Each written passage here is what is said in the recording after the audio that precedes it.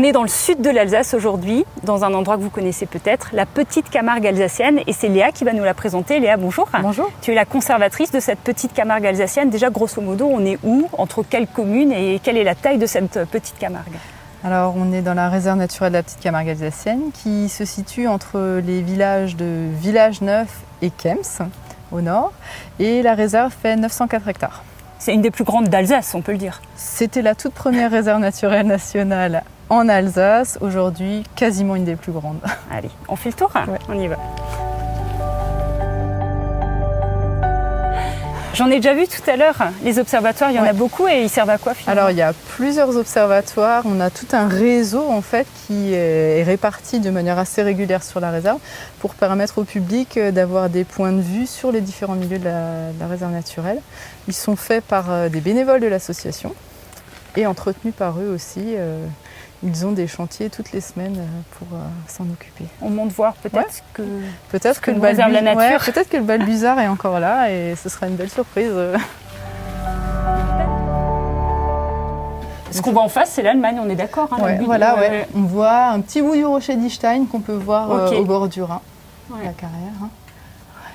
Et ça, c'est une illustration de ce que la nature peut faire en fait quand on lui redonne de la liberté. Hein. C'est un milieu qui était anciennement agricole, sur lequel on a fait des opérations d'acquisition foncière. Donc à partir de ce moment-là, on a mené des opérations de restauration des milieux. Donc ici, ça consiste essentiellement en faire revenir de l'eau et recreuser un peu des dépressions ou des bras afin que l'eau puisse circuler. Et après, on voit, quand l'eau circule, elle permet à la végétation de se développer en fonction aussi du type de sol qu'il y a autour.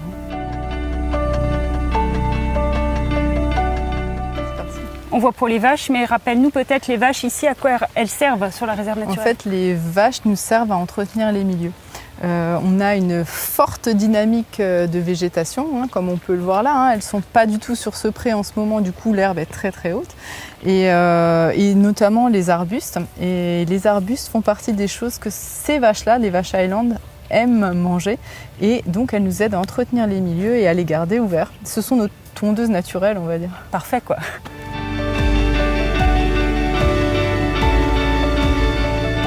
On a créé une réserve naturelle parce qu'effectivement, il y avait énormément d'espèces, d'habitats qui étaient en voie de disparition et caractéristiques. Mais autour de chez soi, on a aussi plein de petits endroits où il y a encore de la biodiversité et c'est important d'en prendre conscience et puis d'être vigilant par rapport à certains projets d'aménagement et de devenir un peu des ambassadeurs de la biodiversité.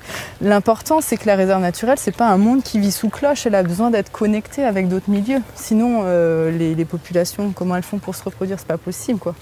Donc il faut vraiment, notre message à nous, c'est il faut qu'il y ait de la nature un peu partout et pas seulement dans la réserve naturelle. On a besoin de ces corridors, de ces trames vertes et bleues pour que les espèces puissent migrer, que les espèces puissent trouver à d'autres endroits, d'autres milieux dans lesquels elles peuvent se reproduire par exemple.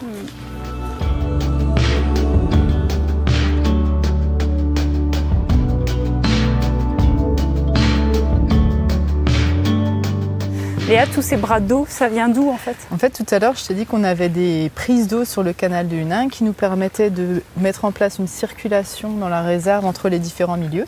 Et c'est ceux-là, tout justement. D'accord. Là, attends, il y a un croisement. Ouais. Il y a plein de sentiers pour randonner ici. Mais dis-nous un peu, explique-nous, on peut à pied, à vélo, c'est ça? On peut faire. Il y a plein de circuits. En fait, il ne faut pas s'inquiéter. On a créé en fait notre propre balisage sur la réserve naturelle. Et l'idée, c'est que justement, on ne se perde pas. Alors, il y a chaque sentier a son petit pictogramme, tu vois. Là, on a pris le sentier de la Mitleréo. Et après, on va prendre le sentier des observatoires. Donc, ils ont une couleur différente et un petit logo type différent, ce qui permet à chacun de s'orienter. Et ensuite, on a des plans du site un peu partout. Ouais, j'en ai vu. Voilà, ouais. Et puis, on a aussi des agents d'accueil à différents points nodaux qui permettent aussi de débloquer des situations de non-compréhension qui arrivent. Bon, moi, je suis avec toi, alors ça devrait aller. Donc, on passe par là. Ça marche. Sentier des observatoires. Il est trop mignon.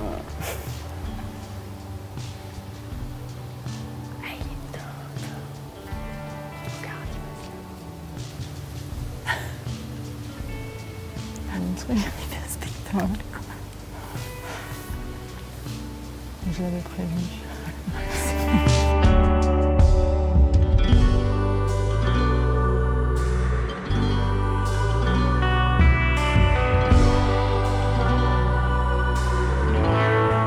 On est en train d'arriver au cœur du site.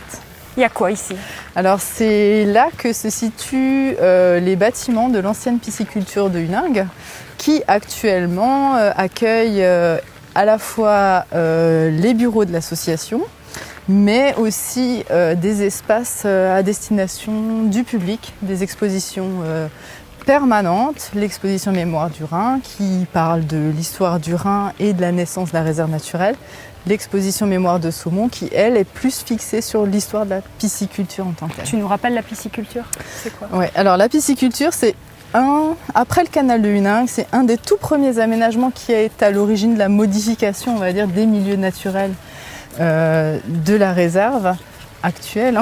Et c'est un établissement piscicole qui a été implanté en 1860 sous le règne de Napoléon III et qui visait à produire des poissons, notamment des salmonidés, donc des saumons, et des truites pour remettre déjà à l'époque dans les cours d'eau. Et c'est la mission qu'on poursuit. Réintroduire après, quoi. Ouais. Okay. Léa, ça y est, on a fini notre petite promenade. Ouais. On a fait quoi comme tour? En fait, on a pris un petit bout du sentier de la Mitléréo et puis on a fait le tour des observatoires. Le tout doit faire un petit peu plus de 4 km, tu vois, c'est agréable et abordable. Oui, tout à fait, on peut le faire en famille, en poussette, voilà, c'est vraiment poussette, chouette. Ouais. Par contre, il y a plein d'autres circuits et la petite Camargue alsacienne, en fait, c'est tout ça. Enfin, je me rendais Ouais. pas vraiment compte de la taille. Ouais, c'est très grand. Et comme tu le vois, on a essayé de mettre des circuits d'un peu toutes les tailles, partout, sachant que le plus grand est situé sur l'île du Rhin, Ouais. où il fait une douzaine de kilomètres. Donc là, il faut imaginer venir pour la journée. Et puis après, les autres petits circuits peuvent être cumulés. Donc en fonction, tu peux rallonger ou simplement rester sur ton itinéraire de base. C'est la maison Éclusière, c'est ça? Ouais, c'est ça. Léa, ça y est, on est arrivé à la maison Éclusière. C'est la fin de notre petit parcours. Merci de nous avoir accompagnés dans la petite Camargue alsacienne. La prochaine fois, promis, j'emmène mes jumelles. Toujours les chaussures de marche. Qu'est-ce qu'il me faut d'autre?